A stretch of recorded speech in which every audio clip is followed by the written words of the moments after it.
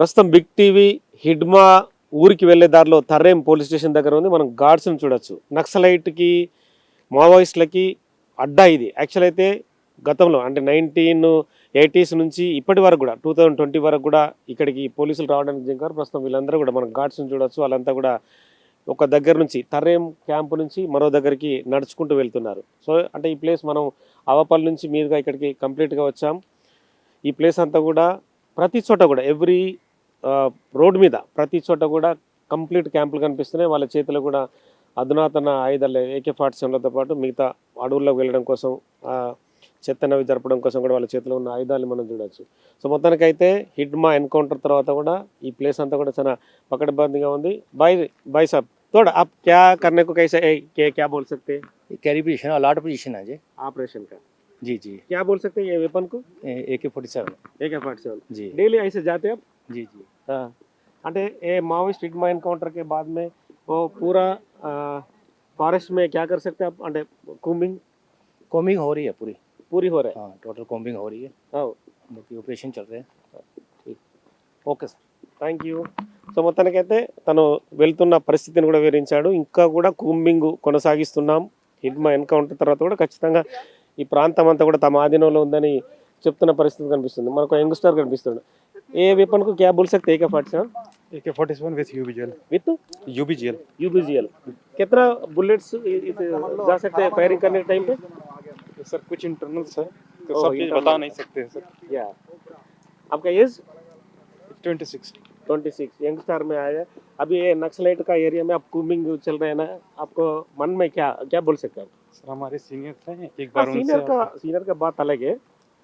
नहीं ये खत्म होना चाहिए, विकास का यहाँ राह मिलना चाहिए ओके ताकि यहाँ विकास हो सके सही से और यहाँ के युवाओं को अच्छी शिक्षा मिल सके ओके ताकि आने वाला समय वो प्रगति कर सके, अपना कॉम्पिटिटिव एग्जाम लिख सके ओके ताकि भारत जैसे क्षेत्र में अपना विकास योगदान दे सके वो. ओके तो होना चाहिए ऐसा. हाँ हाँ प्रगति विकास होना चाहिए.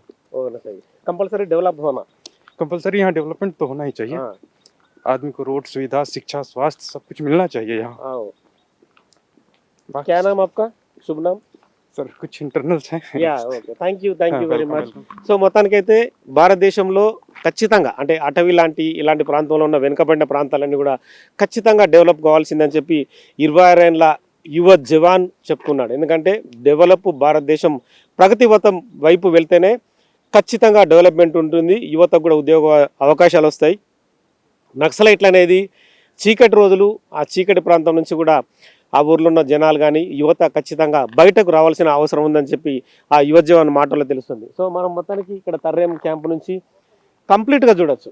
కంప్లీట్గా చూస్తే కనుక మనకు ఈ ప్రాంతం అంతా కూడా డిఫరెంట్గా కనిపిస్తుంది. మొత్తం అంతా అటవీ ప్రాంతమే, కంప్లీట్గా కూడా అటవీ ప్రాంతమే. ఎటు చూసినా కూడా అటవీ ప్రాంతంలో చుట్టుపక్కల ఇష్యూస్ అన్నీ కూడా ఖచ్చితంగా మనం గమనించవచ్చు. ఎక్కడ కూడా పచ్చని పొలాలు, పచ్చని చెట్లు, కంప్లీట్గా ఇక్కడ వరి పండిస్తున్నారని చెప్పి వాళ్ళు చెప్తూ ఉన్నారు. సో తమ జీవనాధారము మామూలుగా వరి అని చెప్తున్నారు. ఎందుకంటే ఆవపల్లిలో మనం కూడా ఒక ఇంట్లో స్టే చేసాం. అతను కూడా బాల్ సింగ్ అని చెప్పి అతను కూడా క్లియర్గా చెప్తున్నాడు. మావోయిస్టులు అంటే ఒకప్పుడు ఈ ప్రాంతం అంతా కూడా ఖచ్చితంగా భయానకంగా ఉండేది, కానీ ప్రస్తుత పరిస్థితి అంత క్లియర్గా ఉందని చెప్పి చెప్తున్నారు. అంటే ఈ ప్రాంతము ఖచ్చితంగా అభివృద్ధి పథంలో ఉంటుందని చెప్తున్నారు. ఇక్కడ నుంచి మనం వెళ్తుంది నెక్స్ట్ సిల్వేరు దగ్గరలో మరో అంటే ఈ ప్రాంతం నుంచి కనుక 25 కిలోమీటర్ల దూరంలో పువర్తి గ్రామం ఉంటుంది. హిడ్మా తన ఊరు నుంచే అంటే 16 ఏళ్ల వయసులో తను మావోయిస్టులో ఎంటర్ అయ్యాడు.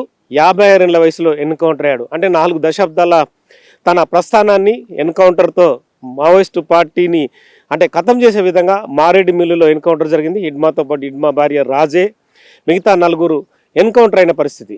తదుపరి రోజు టెక్ శంకర్తో పాటు మిగతా 7 ఎన్కౌంటర్ అయ్యారు. సో మొత్తానికైతే సంచలనం దిశగానే పోలీస్ వ్యవస్థ ముందుకెళ్తుంది.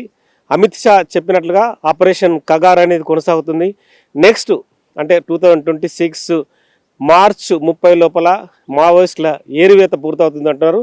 మనం జవాన్లతో మాట్లాడినప్పుడు కూడా, కూంబింగ్ జరిపే జవాన్లతో మాట్లాడినప్పుడు కూడా వాళ్ళు కూడా సేమ్ ఇదే ఆసక్తతను ఖచ్చితంగా మావోయిస్టులు అనే వాళ్ళు ఉండకూడదనే విషయాన్నే వాళ్ళు కూడా ధృవీకరిస్తున్నారు. తమ చేతిలో అధునాతన వెపన్స్ని రెడీగా ఉంచుకున్నారు. ఎందుకంటే ఎక్కడ ఎవరు ఎదురైనా ఎదురుకాల్పు జరిగినా కూడా తాము సిద్ధంగా ఉన్నట్లు కూడా తను వాళ్ళు చెప్తున్న మాటల్లో మనకు అనిపిస్తుంది.